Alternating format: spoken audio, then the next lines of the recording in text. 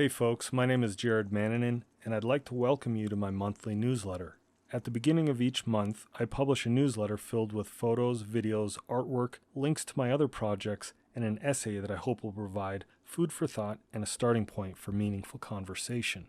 These newsletters essentially allow me to compile all of the work I produced during the past month and share it in a convenient location. Keep in mind, however, that these video versions of my newsletters have been modified from their original format. And although I've been publishing my monthly newsletter since 2017, I've only started producing them in this video format since 2022. So if you want to read any of my previous newsletters, visit jaredmannanen.com. Thoughts about creating space. We've already been experiencing a glorious winter here in Tahoe. Snow from multiple storms hit the region during the first half of November, and it's remained ever since. Then we were treated to another big storm on December 1st that yielded roughly 2 feet of snow.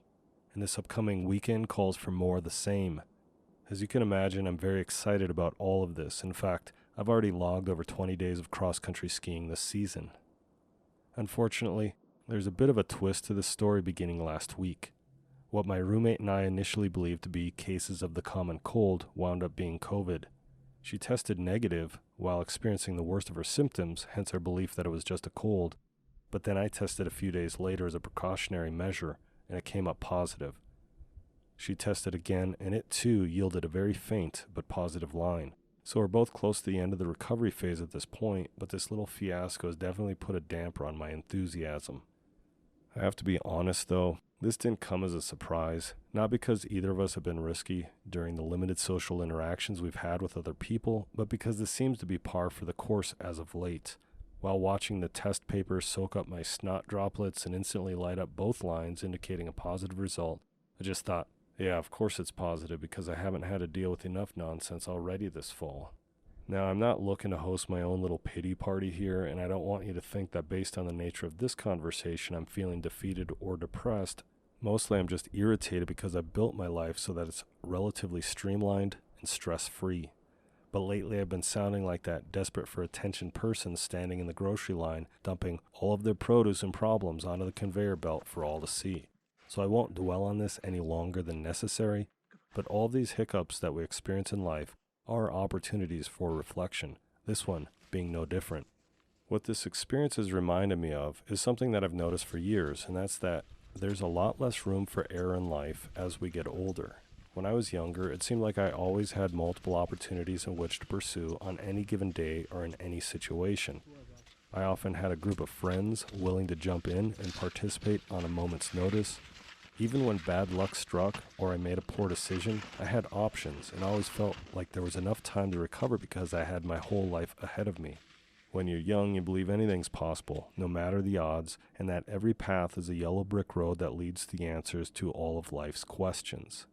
As I've gotten older, however, the pool of available options when making certain decisions seems to generally be smaller than in years past. Friendships dissolve for a host of reasons, most of which are just basic life things like prioritizing family responsibility, having less free time due to work commitment, or just because the geographical distance between each other is prohibitive to hanging out. Mistakes that I might have made when I was younger are now far less forgivable because, well, I should know better. I think this is a reality for many people, despite it looking like it has more to do with perception. For example, as you get older, you become more selective of the choices that you make and the relationships that you have based on your life experience. So even though you could still try some of those ideas or rely on some of those people that may have seemed awesome when you were younger, you're not young anymore. And those ideas and people can start to look a little ridiculous when placed into the context of your current life. So effectively, you do have fewer realistic options. And then of course, there's just a bunch of stuff that you can't or don't want to do anymore because of your age. Either you've exceeded the posted age limit, the technology is beyond your education or comprehension or even desire to learn, or your body or mind just won't take the punishment that it once could. But realistically, all of this is to be expected. Life moves on. Nobody truly believes they're going to live forever. But if we're to sacrifice the blissful ignorance of youth, we have to replace it with something as equally valuable. And cynicism and despair just won't do. In spite of all the mishaps that I've experienced these past few months, I'm still very hopeful and ambitious There's still so much that I'm actively working to accomplish, although it's been a bit slower going lately. I think the trade-off really boils down to truly realizing that every decision matters and that every moment counts. And in spite of having less room for error as we get older, we all, hopefully, have a better grip on the rules to this chess game called life so that we can make the most impactful decisions moving forward. One of the core principles that I've learned while training in various martial arts is to manage your distance when engaging with another person. If you're too close, you have less time to respond, and you run the risk of getting clobbered. On the other hand, when you're too far away, you have lots of time to act, but you're not really engaged with that person anymore. This might be ideal, for example, if you found yourself face-to-face with a mugger in a dark alley, but if you weren't in a worst-case scenario and instead were participating in some sort of business negotiations, being too far away would just be weird. It would look like you were checked out or disengaged, and your negotiations would probably fall apart as a result. So the point isn't to smother your partner or stay completely away from your opponent. Rather, the idea is more about maintaining the integrity of your structure, whether that be your stance, posture, or position, and being within a certain range so that you could meaningfully initiate, engage, and respond based on the other person's actions.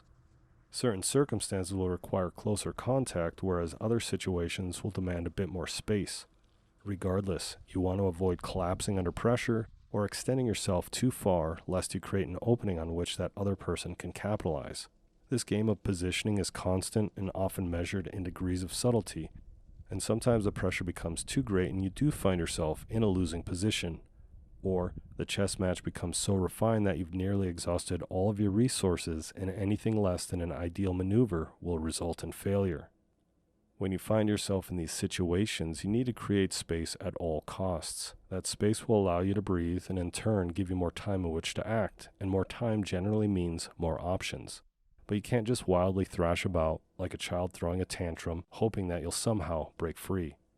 The moment you resort to this course of action is when that vice grip will clamp down on you even more. Just think of a boa constrictor at work with its slow, methodical crush. Again, I don't want to be a downer, but this is how life can feel as you get older and you realize that your options are becoming more limited. At the same time, possessing the wisdom that comes with age means that you know how to move with purpose and make every action count. So take a moment to compose yourself, then start to rebuild your structure one subtle shift at a time. Know that this can be a slow and tedious process, but it's the only thing that's important right now because you need to breathe, and in order to do that, you need to create space. And again, creating space can give you more time, and more time can lead to more options. Honestly, the most you can usually hope to achieve in these types of situations is some sort of an escape or a draw. I totally understand that most people would much rather win. Admittedly, I always try to win. And who doesn't love to witness a dramatic comeback, right? But if it's not an actual competition, I try to at least put forth my best effort because after all, thriving in life is much more rewarding than just surviving it. When it comes down to it, though, I think it's always important to remember that sometimes to survive is to win. Okay, folks, we've reached the end of this presentation, so I thank you for tuning in. I hope you've enjoyed the show. If so, please hit the like button and subscribe to my YouTube channel. If you have any feedback or questions, post it in the comment section below. If you want to read previous newsletters, visit jaredmananin.com. And then check out my backcountry blog, TahoeTrailGuide.com, where I offer information about hiking, backpacking, cross-country skiing, and snowshoeing at Lake Tahoe.